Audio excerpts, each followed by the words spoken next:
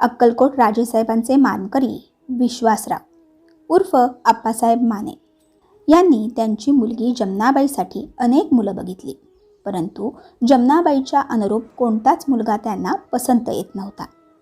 आप्पासाहेबांना जमनाबाईच्या लग्नाची चिंता वाटू लागली आणि एके दिवशी स्वामींनाच विनंती करू ह्या उद्देशाने ते दरबारात आले.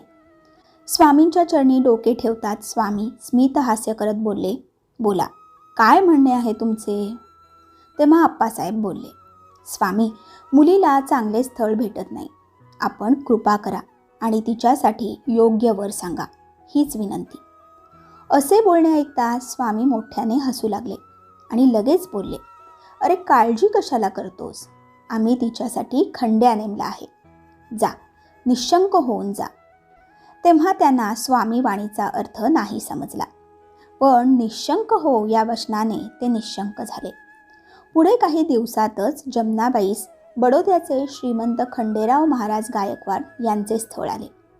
हे स्थळ अगदी जमनाबाईस अनुरूप होते आणि बोलणी होऊन जमनाबाईचा विवाह श्रीमंत खंडेराव महाराज गायकवाड यांच्यासोबत झाला.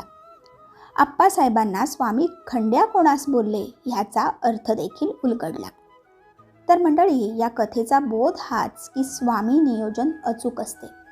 विलंब म्हणजे नकारात्मकता नाही, तर योग्य वेळेची प्रतीक्षा आहे. हे कायम लक्षात ठेवा. धन्यवाद. श्री स्वामी समर्थ.